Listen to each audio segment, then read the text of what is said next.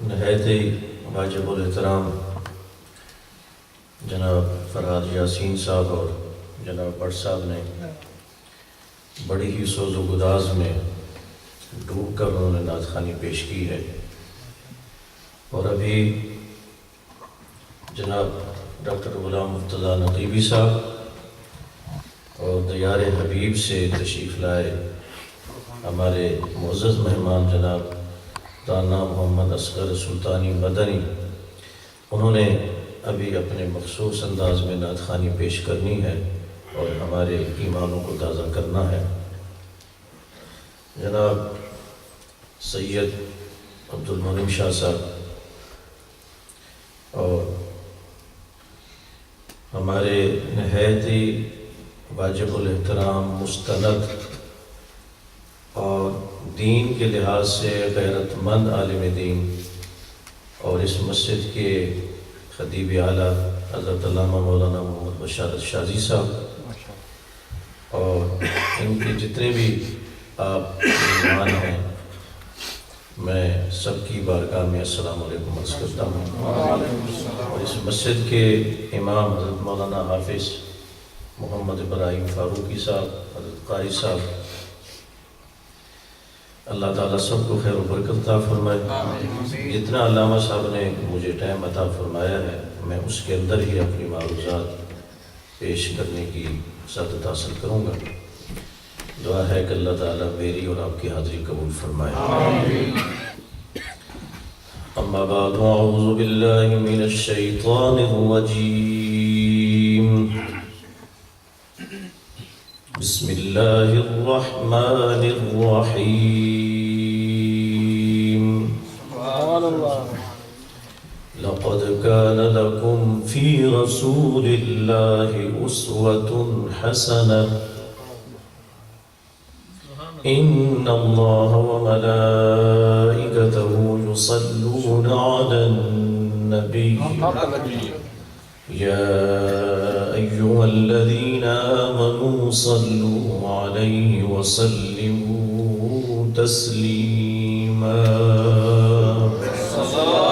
السلام عليك يا رسول الله، السلام عليك وأصحابك يا أمين، الصلاة والسلام عليك يا رسول الله، السلام عليك يا نبي الله، يا شفيع المذنبين، السلام عليك يا خير خلق الله۔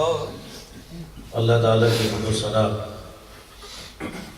اور اس کے حبیب اکرم نور مجسم شفیع معظم احمد مجتبی حضرت محمد مصطفیٰ صلی اللہ علیہ وآلہ وسلم کی بارگاہ میں درود پاک کا نذرانہ پیش کرنے کے بعد، جو قرآن پاک سے میں نے ایک آیت کا حصہ تلاوت کرنے کا شرف حاصل کیا ہے، اس میں اللہ رب العالمین کا ارشاد ہے لَقَدْ كَانَ لَكُمْ فِي رَسُولِ اللَّهِ أُسْوَةٌ حَسَنَةٌ، جس کا مفہوم یہ ہے کہ میرے حبیب صلی اللہ علیہ وسلم کی سیرت اور آپ کی زندگی مبارک اور آپ کا طریقہ اور آپ کا اسوہ مبارک تمہارے لیے بہترین نمونہ ہے۔ یہ وہ سیرت ہے، یہ وہ زندگی مبارک ہے،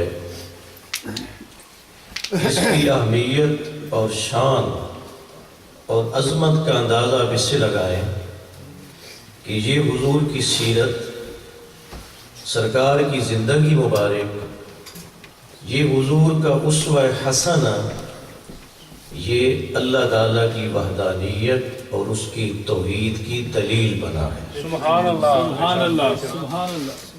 جب حضور علیہ السلام نے اپنی دعوت کا آغاز کیا اور فرمایا کہ میں اللہ کا رسول ہوں اور اللہ ایک ہے، وہ وحدہ لا شریک ہے، اسی کی عبادت کرو، تو ان کو حضور کی یہ دعوت بڑی عجیب سی لگی کہ یہ کیا کہہ رہے ہیں، ایک خدا، توحید کی بات کرتے ہیں، وحدہ لا شریک۔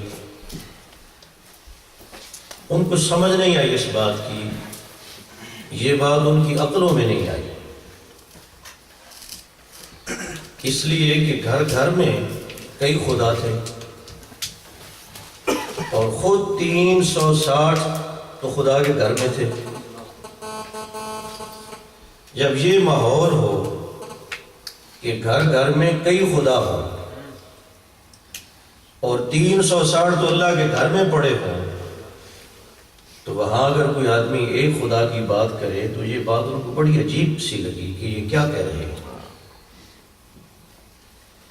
جب حضور نے فرمایا کہ میں اللہ کا نائب ہوں، میں اس کا رسول ہوں، اور وہ ایک ہے وحدہ لا شریک ہے، تو چونکہ بات سمجھ نہیں آئی، ان کو ہضم نہیں ہوئی، یہ ان کی عقل میں نہیں آئی، تو کہنے لگے کہ اس کی دلیل دیں، واہ سبحان اللہ۔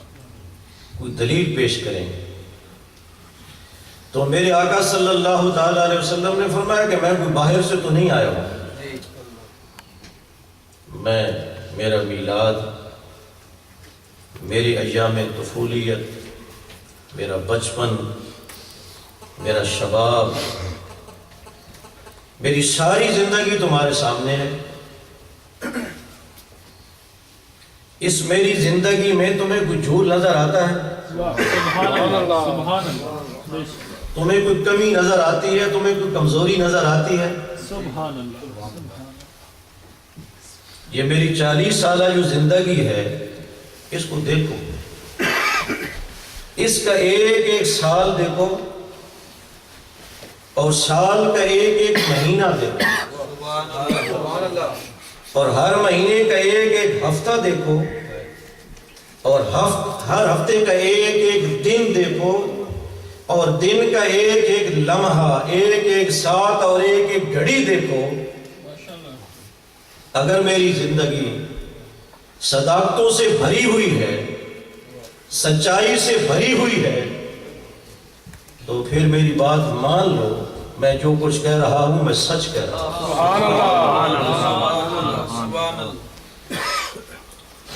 فرمایا فقد لبثت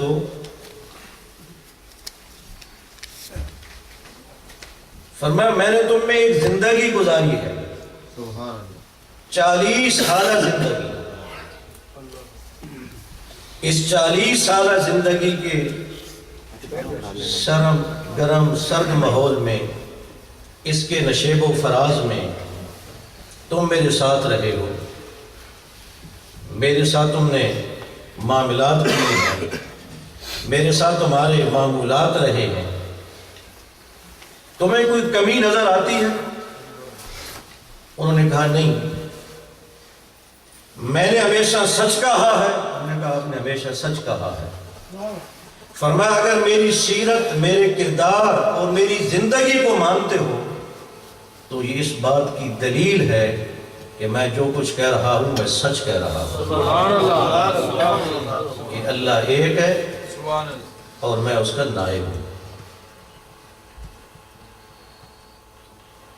تو میں نے کیا کہا کہ یہ جو حضور کا اسوہ ہے، یہ جو حضور کی سیرت مبارک ہے، یہ جو سرکار کی زندگی مبارک ہے، اس کی اتنی عظمت ہے، اس کی اتنی شان ہے کہ حضور کی سیرت مبارک اور حضور کا اسوہ حسنہ اللہ کی وحدانیت کی گواہی اور دلیل۔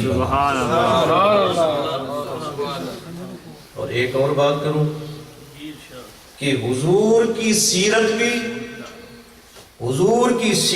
اللہ کی وحدانیت کی دلیل ہے، اور حضور کی صورت بھی اللہ کی وحدانیت کی دلیل ہے۔ اب ایک مثال عرض کروں، جب حضور علیہ السلام ہجرت فرما کے تو مدینہ شریف گئے، حضرت عبداللہ بن سلام جو ابھی تک مسلمان نہیں ہے اور یہودیوں کے بہت بڑے عالم ہیں، وہ کہتے ہیں کہ جب مجھے پتہ پڑا کہ لوگ دیکھنے کے لیے جا رہے ہیں تو میں نے کہا کہ میں بھی جاؤں اور اس ہستی کو دیکھ کے آؤں، دیدار کر کے آؤں اور زیارت کر کے آؤں۔ حضرت عبداللہ بن سلام کہتے ہیں کہ جیسے ہی میں حاضر خدمت ہوا ہوں اور سرکار دو عالم علیہ السلام جلوہ گر ہے، سامنے تشریف فرما ہے، اور میری پہلی نگاہ پڑی ہے حضور کے چہرے انور پر، حضور کے رخ انور پر۔ فرماتے ہیں میری پہلی نگاہ پڑی، عرفت ان وجہہ لیس کذاب، کہ میری پہلی نگاہ پڑی تو میرے دل سے یہ گواہی نکلی کہ یہ سچے کا چہرہ ہے۔ عرفت ان وجہہ لیس بوجہ الکذاب، کہ حضور کے چہرے انور پہ میری نگاہ پڑی تو میرے دل نے گواہی دی یہ چہرہ سچا ہے، یہ صورت سچی ہے۔ اور فرماتے ہیں میں آگے بڑھا تو حضور علیہ السلام کلام کر رہے تھے، گفتگو کر رہے تھے، وہ صورت کی بات تھی، اب سیرت کی بات آئی۔ تو سرکار دو عالم علیہ السلام کہہ رہے تھے یا ایھا الناس افشوا السلام واطعموا الطعام وصلوا الارحام تدخلوا الجنت بالسلام۔ سبحان اللہ۔ سرکار کہہ رہے تھے کہ السلام علیکم کو رواج دو، السلام علیکم کو پھیلاؤ، سلامتی کو پھیلاؤ، بھوکوں کو کھانا کھلاؤ، رشتہ داریوں کو جوڑ کے رکھو، رات کو اٹھ کے عبادت کرو اور سلامتی کے ساتھ جنت میں داخل ہو۔ اب حضرت عبداللہ بن سلام آئے، چہرہ انور کی نگاہ پڑی، سرکار کا چہرہ دیکھا، حضور کی صورت دیکھی تو دل نے گواہی دے دی کہ یہ سچے کا چہرہ ہے۔ آگے بڑھے، حضور کی تعلیمات، حضور کی سیرت سنی، سیرت کا بیان سنا، اس میں حسنہ کا بیان سنا، دل نے گواہی دے دی جو دین لے کر ہے وہ دین بھی سچا ہے، اور فوراً کلمہ پڑھ کے مسلمان ہو گئے۔ تو میں نے کیا کہا کہ حضور کی سیرت بھی اللہ کی وحدانیت کی دلیل ہے، اور حضور کی صورت بھی اللہ کی وحدانیت کی دلیل ہے۔ حضرت عبداللہ بن سلام آئے، صورت پہ نگاہ پڑی تو دل نے گواہی دے دی یہ چہرہ سچا ہے، اور آگے بڑے حضور کی تعلیمات سنی تو دل نے گواہی دے دی ان کا دین اور اسلام بھی سچا۔ جب یہ بات آپ نے سمجھ لی حضور کی سیرت کی، اب میں جہاں آپ کو لے کے جانا چاہتا ہوں اب وہ آپ کی خدمت میں عرض کرنا چاہتا ہوں۔ یہ عظیم سیرت حضور کی، یہ عظیم الشان سیرت سرکار کی، جو اللہ کی وحدانیت کی دلیل اور گواہی بنی ہے، اس سیرت کے سارے باب جو ہیں وہ میلاد سے شروع ہوتے ہیں۔ سبحان اللہ۔ سیرت کا سارا سلسلہ میلاد سے شروع ہوتا ہے۔ جب تک میلاد کا ذکر نہ ہو تو سیرت کا عنوان مکمل ہی نہیں ہوتا۔ سبحان اللہ۔ جب تک آپ میلاد کا ذکر نہیں کریں گے تو سرکار کی سیرت کا جو سر ورگ ہے وہ بھی بیان نہیں ہو سکتا۔ سبحان اللہ۔ سیرت کے سارے باب، سیرت کے سارے سلسلے، سیرت کی ساری سچائیاں، سیرت کی ساری عظمتیں حضور کے میلاد سے شروع ہوئی۔ اب بات کو سمجھنا، جو کچھ میں کہنا چاہتا ہوں اور سمجھانا چاہتا ہوں کہ حضور کا میلاد بیان کرو، سیرت سے پہلے حضور کا میلاد بیان کرو، اور میلاد کے وقت جو واقعات اور جو معجزات رونما ہوئے ان کا بیان کرو، حضور علیہ السلام کے اوصاف اور حضور کے کمالات بیان کرو، حضور علیہ السلام کی عزت و عظمت کا تذکرہ کرو، حضور علیہ السلام کا مقام و مرتبہ بیان کرو، حضور علیہ السلام کی شان لوگوں کو بتاؤ، تاکہ جو سیرت سننے والا ہے اس کے ذہن میں یہ بات رہے کہ جس کی میں سیرت سن رہا ہوں وہ کتنی اونچی ہستی ہے۔ سبحان اللہ۔ جس کی سادگی کا ذکر ہو رہا ہے، جس کی بوریہ نشینی کا ذکر ہو رہا ہے، وہ ہستی اونچی کتنی ہے، اس کا مقام و مرتبہ کتنا ہے۔ جب اس ہستی کا مقام و مرتبہ آپ کے ذہن میں ہوگا، اس کی عزت و عظمت آپ کے ذہن میں ہوگی، پھر آپ سیرت سنیں گے تو پھر سیرت کی عظمت کا آپ کو اندازہ ہوگا۔ سبحان اللہ۔ اب میں آپ کو ایک مثال دیتا ہوں۔ سید عائشہ سے لوگوں نے پوچھا کہ حضور گھر میں کام کاج کرتے ہیں؟ تو سید عائشہ نے کہا کہ ہاں، حضور اپنے ہاتھوں سے اپنے کپڑے بھی سی لیتے ہیں۔ وَيَعْمَلُ فِي بَيْتِهِ كَمَا يَعْمَلُ أَحَدُكُمْ فِي بَيْتِهِ، جس طرح تم میں سے ہر آدمی اپنے ہاتھوں سے اپنے گھر میں کام کر لیتا ہے، حضور بھی اپنے گھر میں اپنے ہاتھ مبارک سے کام کر لیتے تھے۔ اب بظاہر کہ دوسرے لوگ بھی گھروں میں کام کر لیتے ہیں اپنے ہاتھ سے، سرکار بھی کر لیتے ہیں، جس طرح دوسرے لوگ کرتے ہیں حضور بھی کر لیتے ہیں اپنے ہاتھ سے کام۔ اب اس میں عظمت والی بات کون سی ہے؟ اس میں نرالا پن کیا ہے کہ سرکار اپنے ہاتھ سے کام کر لیتے ہیں؟ خوبی کیا ہے اس میں؟ کمال کیا ہے اس میں؟ عظمت کیا ہے؟ اب سنو، سید عائشہ یہ بتانا چاہتی ہیں کہ جن ہاتھوں سے حضور اپنے کپڑے سی لیتے ہیں، جن ہاتھوں سے حضور اپنے گھر میں کام کر لیتے ہیں، وہ کوئی عام ہاتھ نہیں ہے۔ یہ وہ ہاتھ ہیں کہ جن ہاتھوں سے حضور کام کر لیتے ہیں کہ ان سے تو پانی کے چشمے پھوٹتے ہیں۔ سبحان اللہ، نور کے چشمے لہرائیں دریا بہے، نور کے چشمے لہرائیں دریا بہے، انگلیوں کی کرامت پہ لاکھوں سلام۔ سبحان اللہ، بے شک۔ سید عائشہ بتانا یہ چاہتی ہیں کہ حضور جن ہاتھوں سے کام کرتے ہیں وہ کوئی عام ہاتھ نہیں ہے۔ اگر وہ انگلیاں کسی برتن میں یا مشکیزے میں رکھ دیں تو وہاں پانی کے چشمے جاری ہو جاتے ہیں۔ اور صحابی کہتے ہیں کہ جب پانی کی تنگی ہو گئی اور حضور کی بارگاہ میں عرض کیا گیا یا رسول اللہ پانی نہیں ہے، حضور نے فرمایا کسی برتن میں چند قطرے پانی کے ہیں تو وہ پیش کرو۔ جب وہ مشکیزہ پیش کیا گیا، حضور علیہ الصلوۃ والسلام نے ایسے اپنا ہاتھ مبارک رکھا تو پانچوں انگلیوں سے پانی کے چشمے جاری ہو گئے۔ صحابہ کہتے ہیں 1500 لوگ تھے، سیر ہو کے پیا۔ سبحان اللہ، سبحان اللہ۔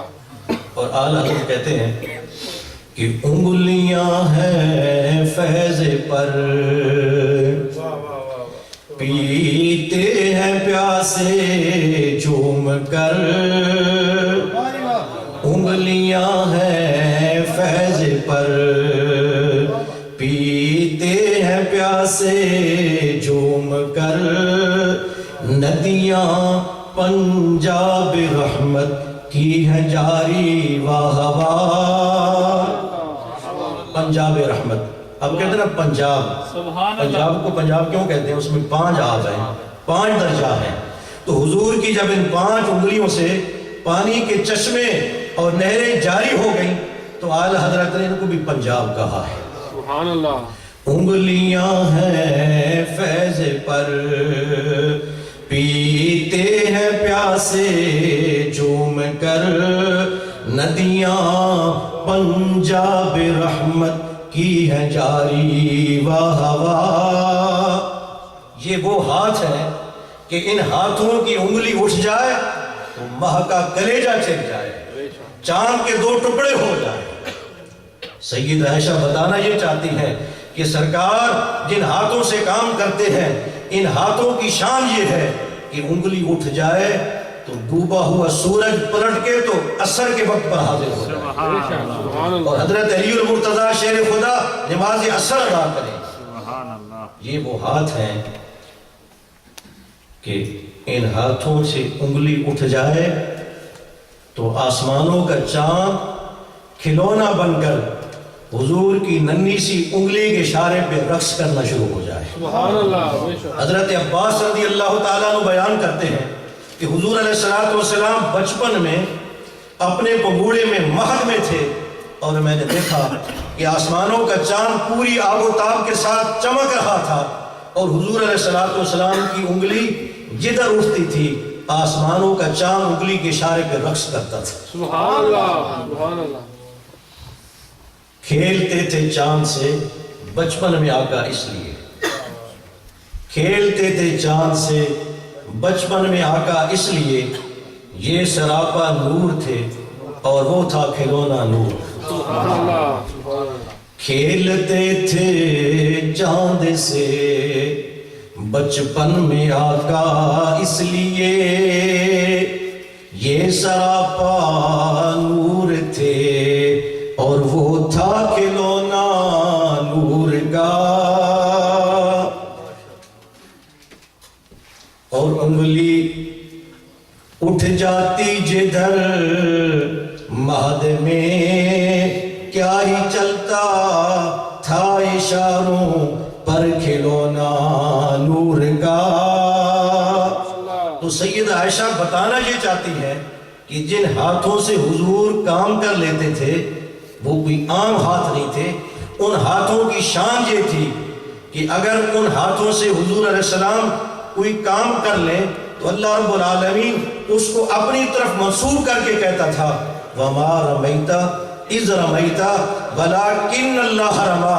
اے حبیبم، ان ہاتھوں سے جو مٹی آپ نے پھینکی ہے وہ آپ نے نہیں پھینکی، وہ تو ہم نے پھینکی۔ سبحان اللہ۔ ان ہاتھوں کی شان یہ ہے کہ جب حضور علیہ السلام ایسے ہاتھ کرتے ہیں اور ایک صحابی آتا ہے اور اس بیعت کرتے اوپر ہاتھ رکھتا ہے اور اس کے ہاتھ کے اوپر میرے آقا صلی اللہ علیہ وسلم اپنا دوسرا ہاتھ رکھتے ہیں تو اللہ رب العالمین فرماتا ہے ید اللہ فوق ایدیہم، قبلی والیا یہ جو اوپر والا ہاتھ ہے یہ تیرا ہاتھ نہیں، یہ اللہ کا ہاتھ ہے۔ تو سیدہ عائشہ فرماتی ہے کہ یہ وہ ہاتھ ہے کہ جس طرف اٹھ جائے ان کو غنی کر دے، جس سمت اٹھا غنی کر دیا۔ موج بحر سخاوت پہ لاکھوں سلام۔ تو سیدہ عائشہ سمجھانا یہ چاہتی ہے کہ ہر کوئی اپنے ہاتھوں سے کام کر لیتا ہے، مگر سرکار دو عالم علیہ السلام کے ہاتھ عام ہاتھ نہیں ہیں۔ ان شان والوں ہاتھوں سے حضور کوئی کام کرے تو اس میں عظمت ہے، اس میں عظمت ہے۔ اس لیے جو حضور کی سیرت بیان کرنا چاہتا ہے یا حضور کی سیرت سننا چاہتا ہے، پہلے حضور علیہ السلام کے مقام اور مرتبے کو اپنے ذہن میں رکھے، تاکہ جب حضور کا یہ ذکر ہو کہ سرکار اپنے غلاموں کے ساتھ زمین پر بیٹھ جاتے تھے، حضور علیہ السلام اصحاب صفہ کے ساتھ چبوترے پر بیٹھ جاتے تھے، اس کے ذہن میں یہ بات ہونی چاہیے کہ ان کا اپنا مقام تو سدرہ سے اونچا ہے۔ سبحان اللہ، بے شک۔ ان کی اپنی شان تو یہ ہے کہ ان کا اپنا مقام جو ہے وہ تو عرش بری سے اونچا ہے، ان کا اپنا مقام تو عرش سے بھی اعلیٰ ہے، اتنی اعلیٰ شان والا کہ جس کا اپنا مقام سدرہ سے آگے ہے، جس کا اپنا مقام عرش سے بھی آگے ہے، اگر وہ زمین پر بیٹھ جائے تو اس میں عظمت ہے، اس میں عظمت ہے۔